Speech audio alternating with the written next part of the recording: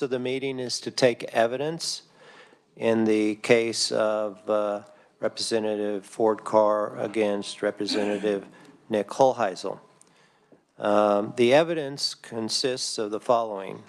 First, the documentary evidence consists of a complaint filed in the case by Representative Carr, a written response to the complaint filed by Representative Holheisel, a Kansas Highway Patrol incident narrative report dated February 21, 2025, and also written-only testimony submitted by the following representatives: Ruiz, Alcala, Haskins, Mosley, McDonald, Meyer, Martinez, Sanders, Wagner,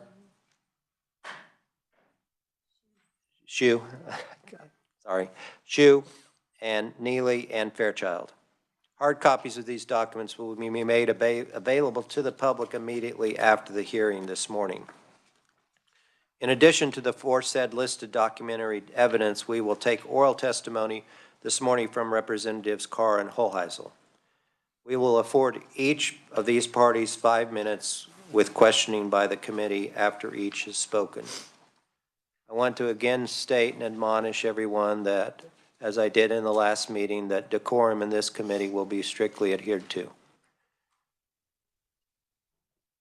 Are there any questions or comments by the committee before we move on to the oral testimony? Seeing none, Representative Carr, the floor is yours.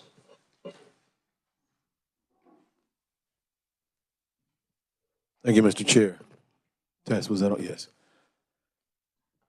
Thank you, Mr. Chair, and thank you, committee members, and as well as those that are in the gallery.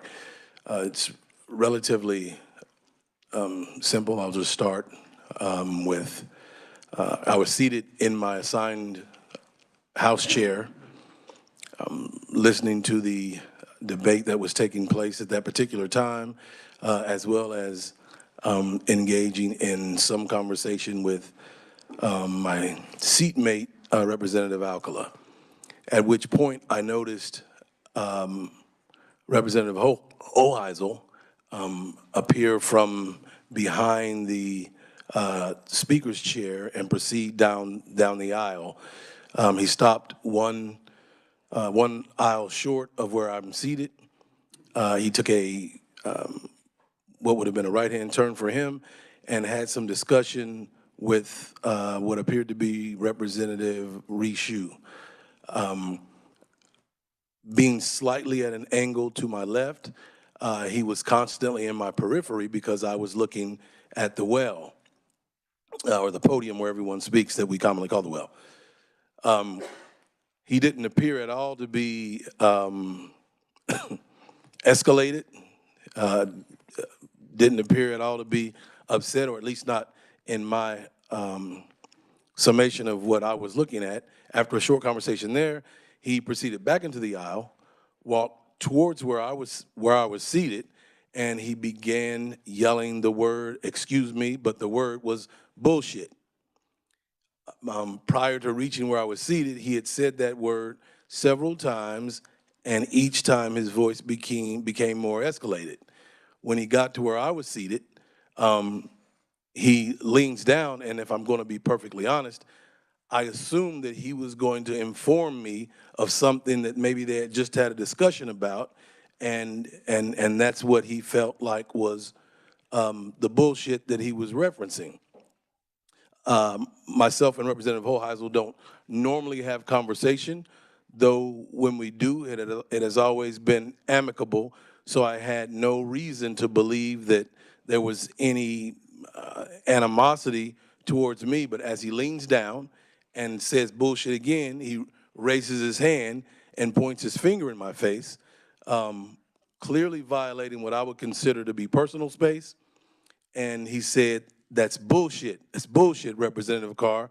He says that a time or two, and then he made a statement, and I'm not exactly correct on the statement, but he said something to the effect of, "Don't you ever say something bad about one of my members or something of that nature. I don't know exactly what he said. I don't remember that word for word, but I do remember the "don't you ever." With his finger in my face, I leaned slightly back in my seat, and again, it caught me a bit by surprise because it took me a few minutes to regulate in my mind that this was some anger that was being directed towards me. At that point, people began to raise out of their seats, and again, they were about a half a step ahead of me in recognition of what was taking place. Someone either grabbed him or pushed him away, but he kind of took a step away, and then he's still directing it towards me.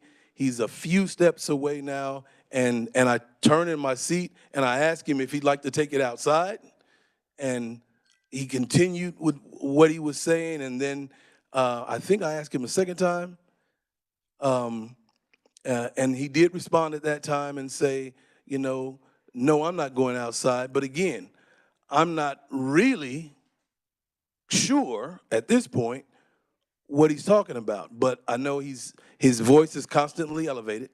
He's gotten louder and louder, and now he's further away from me. So he's even louder because he's trying to make up the distance. I didn't respond in any sort of a menacing or physical way. I simply, I responded verbally, I think once, maybe twice, to what he had said. And at this point,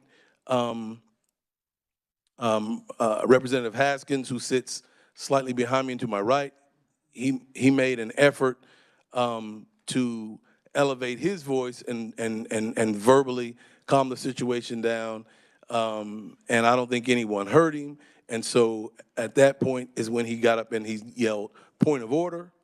At the yelling of the point of order, he was clearly upset, and he repeated what was being said. I think that it's my opinion that the body didn't understand that what he was doing was actually repeating what was being said, because he repeated those words, bullshit, and got some admonishment from the body, and he cleared it up and said, no, I'm just repeating what was being said.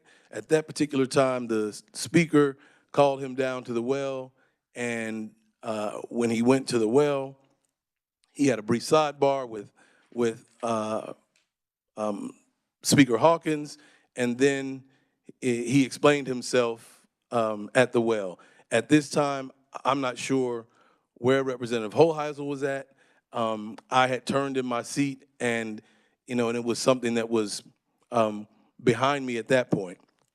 I had some time to reflect as I was in my seat as to what happened, because again, just being completely transparent, I wasn't aware initially that it was directed towards me. It kind of caught me off guard, because this wasn't something that I was, expecting, and certainly not something that I would expect to ever take place, during a debate in chambers. And I wasn't a part of the current conversation or debate. I was only sitting in my assigned seat. Immediately after we recessed, and we were asked to go to one of the rooms for agenda, as the Democrats normally do. When we left that agenda meeting, I thought it was important, because after reflection, I'm aware that we have certain members of the body that support, the carrying of weapons. I equally know that there are members of the House of Representatives, and quite likely others, but that carry weapons on their person and on their body, and that gives me some level of concern when there is an individual that would, for whatever reason, become so unhinged and escalated in their own mentality that they would feel it necessary to blindly walk up to someone, and certainly someone like myself, who I'm not the smallest of stature, so that raises a concern for me of what would have taken place or could have taken place or can possibly take place with someone who is who does not look as equally physically able of defending themselves in the event of a confrontation. Because in my opinion, when the hand came up and the finger came into my face, that certainly could have been a situation that warranted, me grabbing that hand or swatting that finger away, and then what would happen? Fortunately, again, it caught me off guard, and that wasn't my response, but it certainly could have been. I then, after the agenda meeting, went down to the Capitol Police, and I felt it necessary that I file a report, not just for my safety, but for the safety of those other members that are a part of the Democratic Party, because he made mention of the fact that what I should never do is whatever he said about one of the members of his party. So in my opinion, this is a division that has a party split. So I filed a police report with the Capitol Police with that in mind. Again, disregarding the Representative, concern. I'll give you another minute. You've gone over time, but I want to give you plenty of time. So at that point, another minute. I filed a report with the Capitol Police. I went to my home that weekend. I consulted with legal counsel, and they instructed me that it would probably be a great idea if I filed a formal complaint. I read my Mason's manual. I came back. I issued said complaint. I listed said witnesses, and that's how we got here. Thank you. We'll now open the meeting with questions from the committee. Representative Francis. Thank you, Mr. Chair.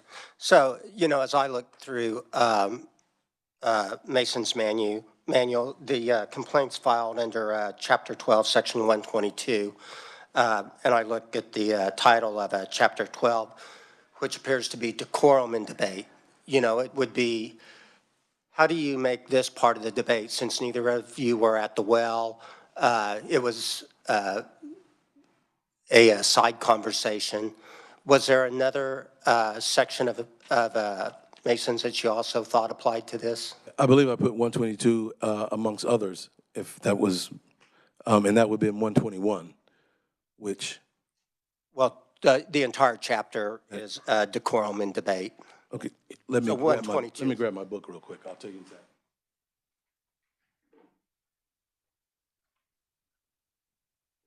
I guess I was just curious what some of the others were, among others.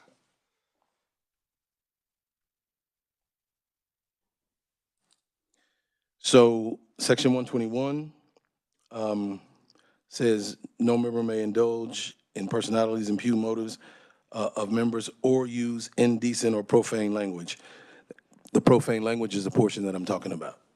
Right, and I just see that the heading for that section is use of disorderly words in debate. It wasn't technically a debate. The debate happens at the well. Well, the debate was at the well, but it was during debate. That's why I listed that. And the other under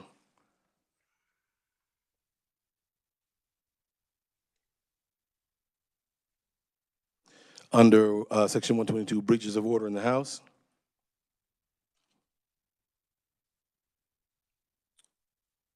Number 2 states, no person may indulge in personalities, impugn motives of members, use indecent or profane language, or participate in conduct that disrupts or disturbs the orderly proceedings of the body. Okay, I just look at the title and what it pertains to is decorum and debate. But thank you for your answer. Very welcome.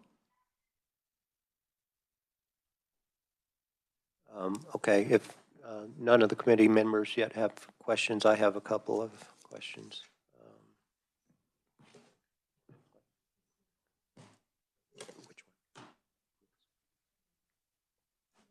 This one. Okay, sorry.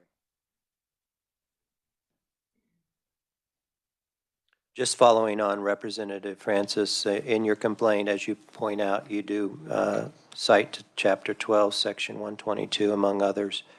And so the among others, as I understand it, is 122 and 121. The 121 would be the others that you're Correct. citing? Okay, thank you. Do you agree that it violates House rules to impugn the motives of other representatives? I agree that that's what the Mason Manual says, yes. And do you believe that alleging colleagues are speaking or voting on the basis of racist motives violates that rule? I believe that that would be dependent upon the situation, possibly in the way that you worded it, maybe. But for me as a black man to use the word racist, I don't feel that that's being impugnative at all. I do believe that if you impugn something, you direct it towards someone, and I don't believe that I've ever directed it towards any person in particular, as well as what I would like to do is keep this conversation, this exchange, to the complaint that was filed. I don't believe that this is the particular place. Please answer my question. I think you have. Do you have anything else to say to the question? Do you believe that alleging colleagues are speaking or voting with racist motives violates the rules? And I think you said it depends on the circumstance. Depends on the circumstance, yes. So have you alleged or that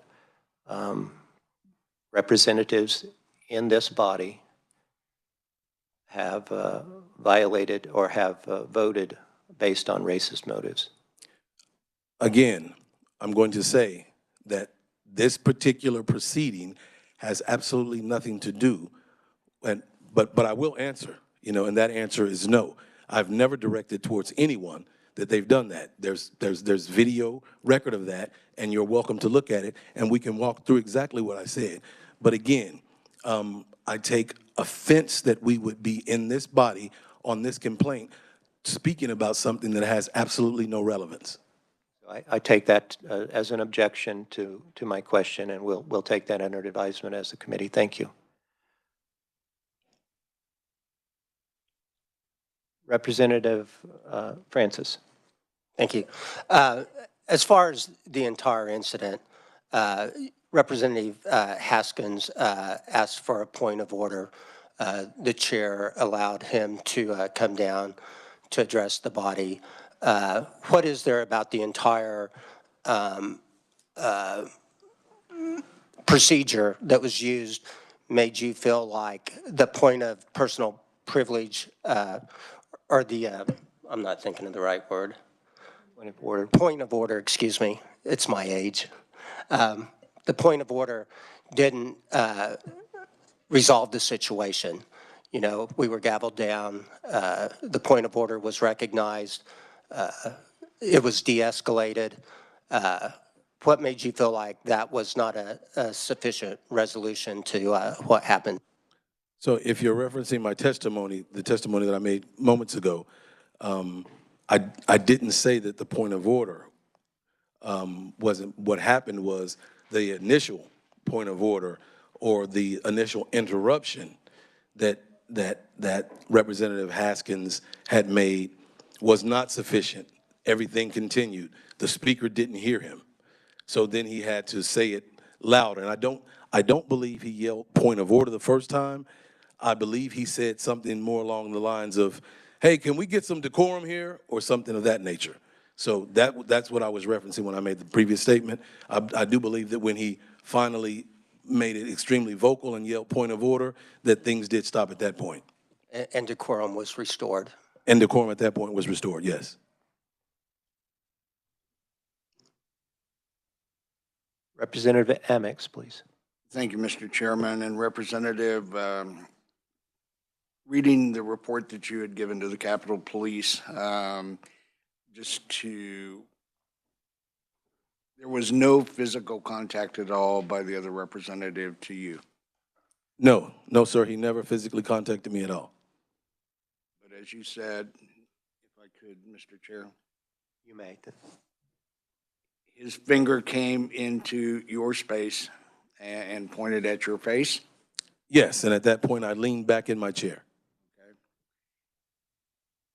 During this time, did you ever feel threatened, physically, whatever, threatened by the representative? Severely threatened. I take any action towards me that could be physical as a threat. So definitely yes. Thank you, Mr. Chairman. Yes, Representative Ballard. Did you have a question? Thank you. I'm following along those lines. So I'm just quoting what you said before, that you've actually had little contact with Mr. Hoheisel, and what contact you did have was basically friendly. This is correct. Right. So there was no reason, I got to think how to word it. So when he came in your direction, yeah, there was no feeling of animosity initially. Right, yeah, there was absolutely no reason for me to feel as though he would be walking towards me in any sort of a threatening manner. So while sitting and the individual we're speaking about was standing above you. This is correct. Okay, so that was somewhat intimidating because you were not one on the same level, am I correct? You're absolutely correct.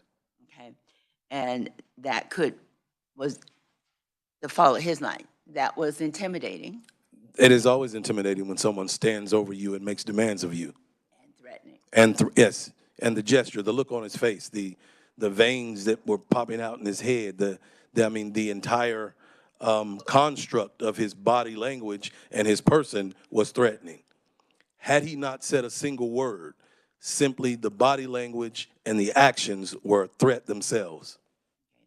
In the report from when you went to the Capitol Police, I think it says here that the reason you went to them is that you did not feel, I'm trying to read it exact, but basically said that you did not feel that the minority leader or the majority leaders would take you seriously. Absolutely. Okay, would you explain why you wrote that sentence? It's probably not not something that's not public knowledge, but myself and the minority leader don't have the greatest of relationships, let's say. Okay. And I can go further with that, and proving that point, because I got absolutely no assistance when it came to this, no information, with the exception of the fact that he did tell me that if I had a complaint, I should refer to article, I think it's 46 or whatever the article is, and that's what I did. So we don't have the greatest of relationships, and in this absolutely partisan environment, I don't feel as though going to the speaker, the majority leader, or anyone on that side of the aisle. Again, and some of this may be based on hearsay because I haven't seen it or heard it myself. But I have been told from others that there have been conversations with my name in them that have been brought up, that not in a good light. In addition to that, I received a letter at some point in a previous session from the speaker and the speaker pro tem that I assume that the letter was meaning that they were admonishing some sort of behavior that I had. However, it never had the opportunity to hear my side. It was just a letter that they had sent that kind of indicates to me that it puts me in a frame of mind that someone may think of you. If you don't know the entirety of a situation and you don't ask a person and you just form your own opinion, I think any normal person or any reasonable person could base that opinion on how that person may feel about them. Okay, let me just follow up with my last question. When you say, do you want to take it outside? Specifically, what were you referring to? Because we were being disruptive. I had no idea what he was, talking about at that time. So if you want to take it outside so we can discuss this, then let's take it outside. But we're being disruptive here on the floor, on the House floor. Thank you for that explanation, because take it outside could have different meanings, and yours was more decorum. Yes, yeah, I had no idea. Again, I had no idea. At that particular time, I had no idea. So if you want to take this outside and discuss it, then let's take it outside and discuss it. I mean, we say that all the time. Okay, I'm fine. Thank you, Mr. Chair.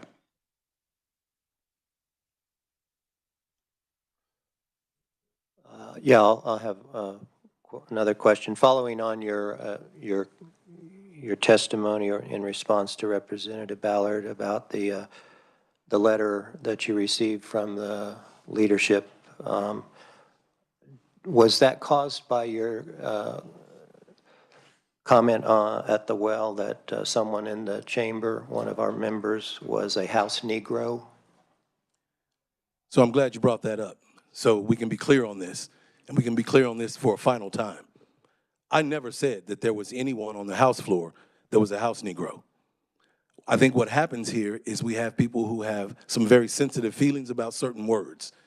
And in my community, in my culture, House Negro is nothing more than a reference to a historical point in time.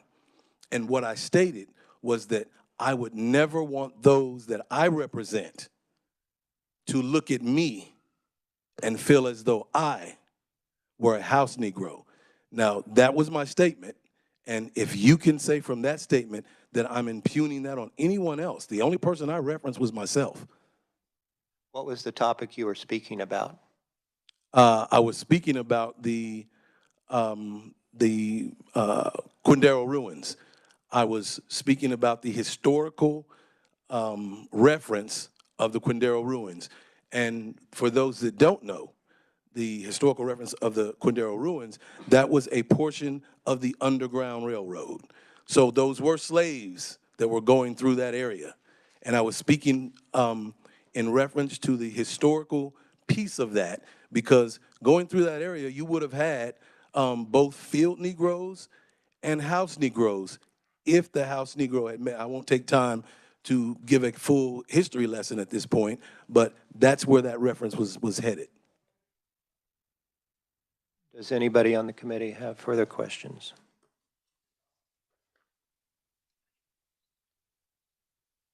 Representative Humphrey.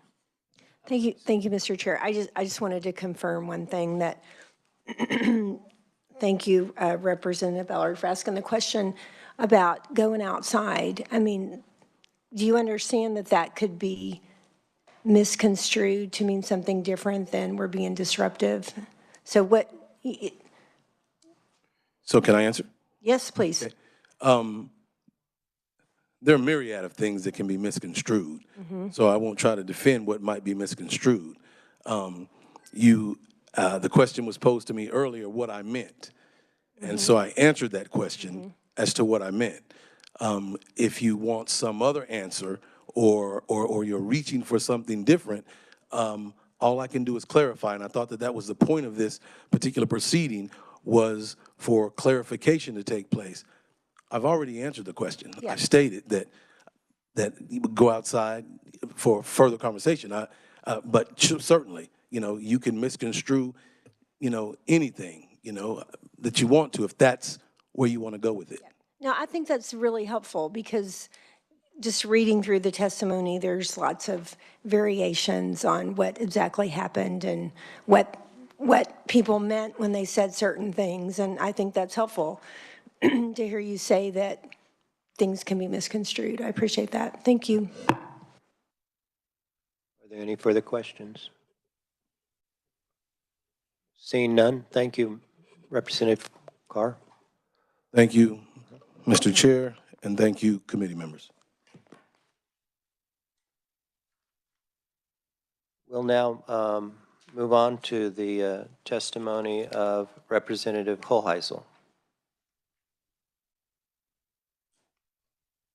Thank you, Mr. Chairman, members of the committee. I will just point you to my written testimony and stand for questions.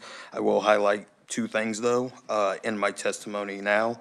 Second to the last paragraph, just for clarification for the representative and his caucus and the media and social media, I've never once carried a gun in the Capitol. I do not carry a weapon on me. I do not need to carry a weapon on me to have a conversation with any individual. I've never felt that need, so I just want that on the record. Second thing I do want to highlight here, when the representative says, meet me outside to further discuss this issue, the quote he made me, if you have a problem with it, you can meet me outside in 10 minutes. If his goal is to restore decorum, why in the world do we have to wait 10 minutes and then go outside and have that conversation? If that was his goal. So it wasn't a, we can go outside and discuss this. It was a, if you have a problem with it, you can meet me outside in 10 minutes. Do I consider that a threat myself? No, I did not personally feel threatened by that comment. But I believe that the intent of that comment was not to go outside to discuss this further and restore decorum. So I just wanted to point that out, and I will stand for any questions you guys have. Just following up on that, what did you say in response to his comment to the sum and substance that let's take this outside in 10 minutes? I said there was no need to go outside. We could discuss it right there.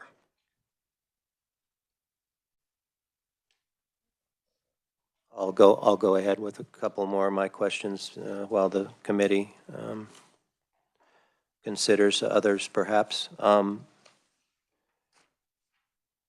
In your statement, I'll just read it and then I'll ask a question about it. Okay, first you quote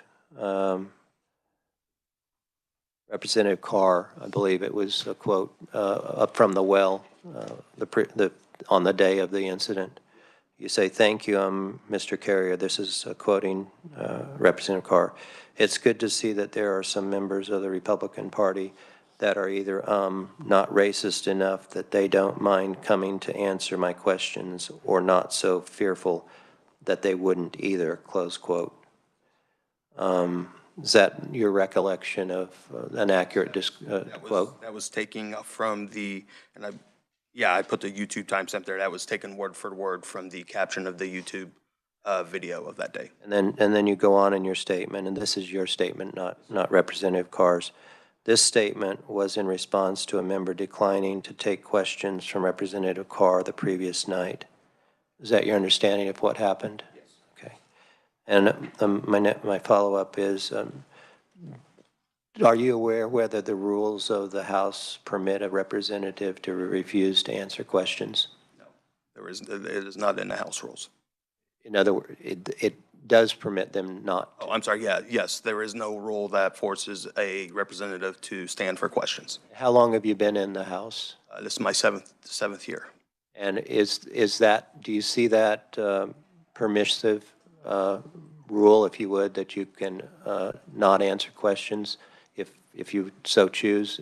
Has that been invoked? How many times in 7 years? It's happened. I mean, I think it's happened a couple times this year so far. It's rare, but it's happened. And I think implying that it was based on race, I've seen individual representatives not stand for questions to other white representatives as well. So to think that that was just based on the color of his skin, I think is, well, it's what I think of it is in the in the complaint and in my testimony as well, so I won't repeat that word, but pretty known how I feel about that.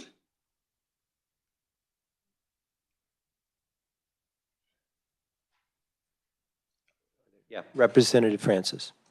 You know, just for a little further clarification in Mason's, under section 114, it says specifically that the member may consent or decline replying through the proceeding officer if the member speaking consents. So it's really up to the member that has the well, whether they decide that they want to answer questions or not. And I also noticed, Representative Hoheisel, that you have apologized to the Kansas House for any inconvenience or distraction this has caused. Do you feel like it's appropriate to use the word bullshit towards another member? Probably not, although if we start filing complaints for every curse word or profanity that's on the House floor, this investigative committee is going to be quite busy. I agree with you 100% that you have to consider the levity of the complaint. But again, you know, we have a very casual conversations on the floor. And, you know, we always have to be careful of our words, especially when it might be controversial to someone. I agree. It's one thing to say it, you know, to a member in a friendly conversation. No, I don't disagree with that at all. Okay. I should point out also that I do not have veins in my head that pop out, so. Representative Osman.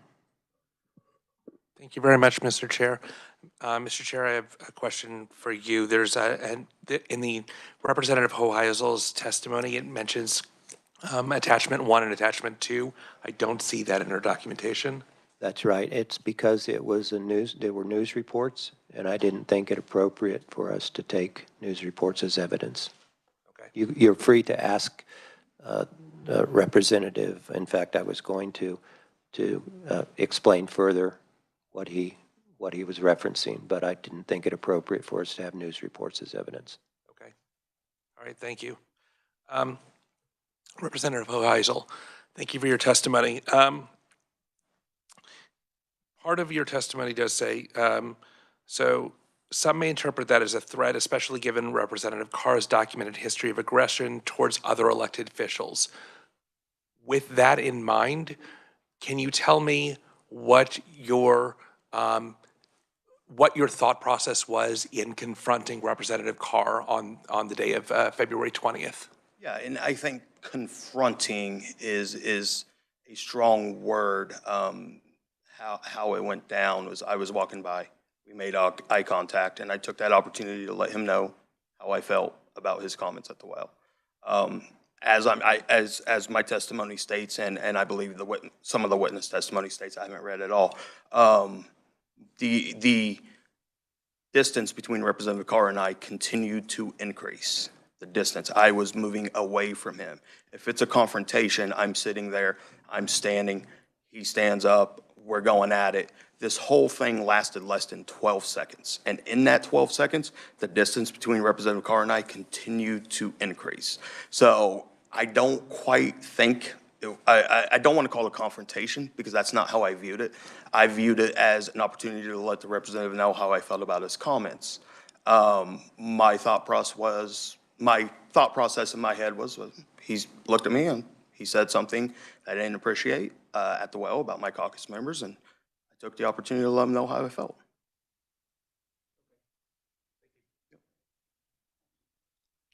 Representative Ballard. Thank you. I'm looking at your testimony, and part of it, you got it as validity because it's always recorded. But it says, thank you. It's good to, and the comment made was, it's good to see that there are some members of the Republican Party that are either not racist enough that they don't mind coming to answer my questions, or not so fearful they wouldn't either.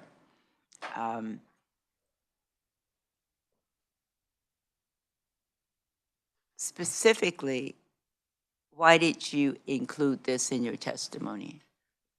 Because I wanted to point to the fact that I don't consider this unprovoked. and I needed to give context to what I felt the word I used was. And so that's why I felt that that needed to be included, to give it a little more context of why I was using the word I used. Uh, The question might have been raised, why were you coming on the aisle on this side? And I think I don't think I know, I'm reading it, you explained that you actually came over there to speak with Representative Shue. Yes, And it was about a meeting, and so you were officially on there just for him. yes, And then you deviated over to, yes. Okay. Deviated may not be the word. I mean, that was the route to get out of. I'll just say deviated, but in other words, but in going out, did you have to pass Yes. the desk, or did you, Representative Carr sits on the aisle, yes, the aisle between, so I think Representative Shue, he's in the middle. Representative Carr is on the aisle, but the inside aisle, so that was the natural route to walk back to my seat. And it passed Representative Carr's seat. okay. And you were asked the question, did you feel it was appropriate to use the word bullshit on the floor? And you hesitated and you said, probably not. Why? Oh, I'm sorry. Yeah, probably not. Sorry. So my point is probably? I mean, could I have found a better word to use to express my frustration with his comments? Absolutely. Yeah, I could have. But I mean, that's honestly how I felt about his comments. And I could have used a better word. I will give you that, yes. Okay. And I'm going to ask you the reverse of the question I asked Representative Carr. You've had little contact. Yeah. So did you have animosity towards him? No, I have no animosity. I still don't have any animosity towards Representative Carr. Our conversations previous to this were pleasant. I mean, we don't serve on any committees. We don't have any, I don't really see him after hours at any events after hours either, just because I'm not there or he's not there, whichever. It's not like we're going out of the way to avoid each other. But no, I think every time we've had communication with each So other. you agree with his statement that it has been friendly? Yeah, yeah, and until this, I don't think we've had a crossword with each other Okay. in a negative way. All right. Thank you. Thank you, Mr. Chair. Welcome. I have a question. Did you at any time suggest to Representative Carr that you were carrying a gun? Absolutely not. Did you at any time ever suggest to him that you would be using a gun against him? Absolutely not. The word gun, firearm, or anything like that never came up in this conversation or in the conversation we had. I think many of the members, now everybody in the chamber knows I do not carry. I don't choose to. I've never felt the need to carry in my life. I've never carried once in my life, not just in the Capitol. I've never once carried a gun in my life. I've never felt the need. I feel I can go and have a conversation with anybody. I don't care their stature or size or anything like that. It's not where I come from, so. Representative Amix. Thank you, Mr. Chairman.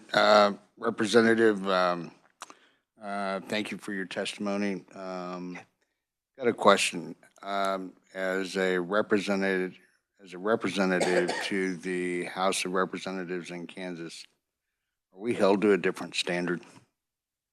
I think so, yeah. And for the record, you are currently a member of the leadership team? Yes, the House Majority Whip. You're currently the whip. Are we held to a different standard as a member of the leadership team? Yes, I believe so. And as a member of the leadership team and being held to that higher standard, for the future, how would this be handled differently? By me not going to the representative and telling them how I feel.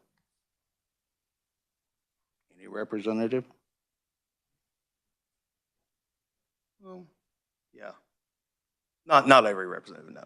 But if representatives, I don't want to say it.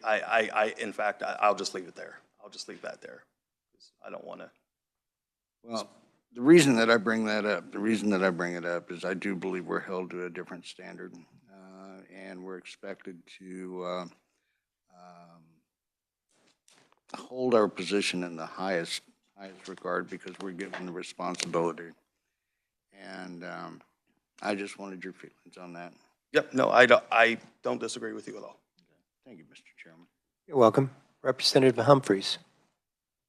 Thank you, Mr. Chair. There was just one thing I wanted to clear up. There was a question asked of you, Representative Hoheisel, a few minutes ago, and the question kind of implied that you called Representative Carr bullshit, but what was it that you were referring to? I was not referencing Representative Carr as the person or the representative. I was addressing Representative Carr's comments at the well. Okay, I just word feel I like it used, was kind of, it was important to make that clarification because I think there was a question asked that implied otherwise. And then kind of going off what Representative Amix just said, I think it's really valid and true about holding ourselves to a higher standard, especially in leadership. But my question is, in this case, is it okay to let people know what we think? Or if we want to speak to someone about comments or behavior or, is it okay to let a member of our party, the other party, just to have a discussion about how we think things are going or relationships, whatever? Do you think that's okay? Yeah, I do. And in the last paragraph of my statement, I put in there disagreements and spirited debate are an inherent part of the legislative process. I think we have a lot of passionate debate in that chamber at the well and quite frankly on the sidebar, in committee rooms, one-on-one discussions just out in the open, and sometimes just one-on-one discussions in hallways, and they're passionate debates. And those are needed. Could I have used a better choice of words in this? Absolutely, I could have. I could have used a better word to address my thoughts. But I do think still that letting each other know how we feel about comments that are made, especially comments such as what the representative said at the well, I do think it's important to let them know how we feel about that. Again, could I have used a better choice of words? Absolutely. And I apologize to the House of Representatives for the word I did use. But I think it is important that we still have that line of communication open. And would you agree sometimes it's better to think about the timing Yes. of when we say those hard things to other representatives? Yes, I agree. Thank you. May I do a follow-up? You may. Representative Thank Allard. you. Just as a clarification, several people have mentioned the word bullshit, and I was referencing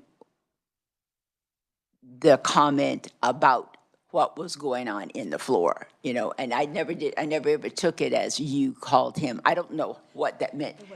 It wasn't mine, but I just wanted to make sure. I never saw that as you called anybody that. It was about an issue. Okay, I just wanted to make sure. And I didn't interpret that way. Oh, okay. But I do appreciate the opportunity to clarify what was said and what I said and what I was addressing. Well, they'll follow up on that then. In hindsight, and all of us look sometimes back and, boy, I wish I had done a blah, blah, blah. But in hindsight, if you had to go through that again, what would you do? I mean, in hindsight, knowing what I know now, I'd have just kept walking. But in hindsight, I probably should have used a better word to address the representative's comments. But I still feel that there needed to be addressing of the representative comments. And should I have used a better word? Yeah, absolutely. But Gotcha. Thank you, Mr. Chair. Representative Osman. Thank you, Mr. Chair. So going back to your testimony, there were words at the well. We've discussed them already. Your testimony is that his comments violated House Rules Section 122.2 as a representative may not impugn the motives of any other representative on the floor. So is it your belief that his comments were out of order on the House floor? yes, I do believe they broke the quorum. And I believe perhaps he was gavelled down for his comments as well. I don't remember that, but I do believe the comments did violate the rules, yes. I don't know either. I don't think that I was in the room at the time that the comments themselves were made. So the question is, though, if it was out of order, there is a procedural way to bring order back in, correct? There is. So so that should have settled the matter then. Yeah, but I think a lot of times on the House floor, I think this investigative committee is an important committee. I really do. I think it's for serious matters. How to address that, if you go through the process, is filing an official complaint such as what has happened here today, and we're here. I don't think at that time, I felt that I don't want complaints to start filing left and right over everything that happens on the House floor. And sometimes I think it's better to just address the comments face to face and person to person and just say, hey, what you said up there was, and I just want you to know that's how I feel. Again, there is an official complaint. We could have gone through that process. To me, it's just a lot easier. I'm like, hey, what you said up there is. Okay, thank you. Representative Shannon Francis. Thank you, Mr. Chair. Representative, have you ever had a complaint filed against you in the past? Okay, thank you. Yeah, sure. Representative Humphreys. Just to clarify, do you remember, yes or no, was Representative Carr gavel down when he made that comment? I have no clue. I can't remember. Okay. I didn't put that in my testimony either. So that may be a research research question, but I do not remember yes or no if he was or not. It's my recollection that he was not gavel down. And there was someone in the chair that was, not super experienced at being in the chair. And so I think there was some discussion with the clerk at that moment. If you watch the YouTube video, you can see some activity, but I don't believe he was gavel down. And I'm not going to say this about you, but I feel like that if he had been gavel down at the moment, it would have probably taken care of the situation. I don't know if you would have still felt the need to go over there. I have no idea about that. But I think it's important to mention that we need to take care of these things at the moment it happens, and it's very hard being up in the chair.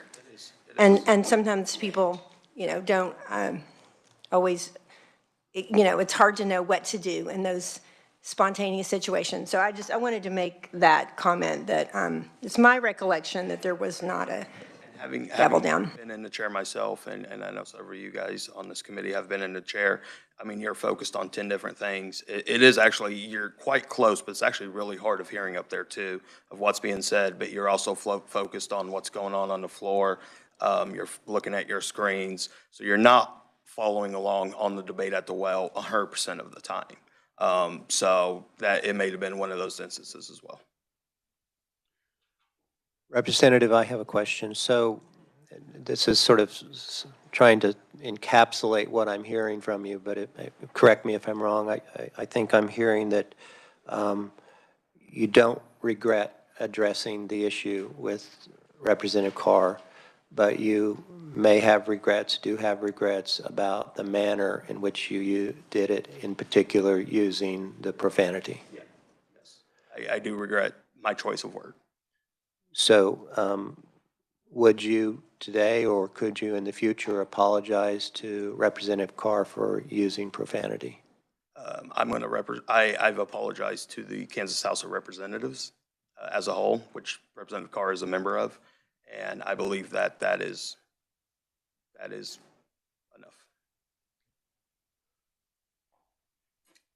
Yes. Thank you very much, Mr. Chair. On that note, again, I don't see that as part of the evidence. Is that something that we could see, his testimony to the House of Representatives as well? Oh, yeah, I'm sorry. It's in my testimony, the last paragraph in my testimony. Okay. It's the last sentence. Yeah. Thank you. So I'll give, I'll wait another 30 seconds for people, members to think if they have any further questions. Seeing none, thank you, Representative Holheisel. Mr. Chairman, Appreciate it. thank you, committee.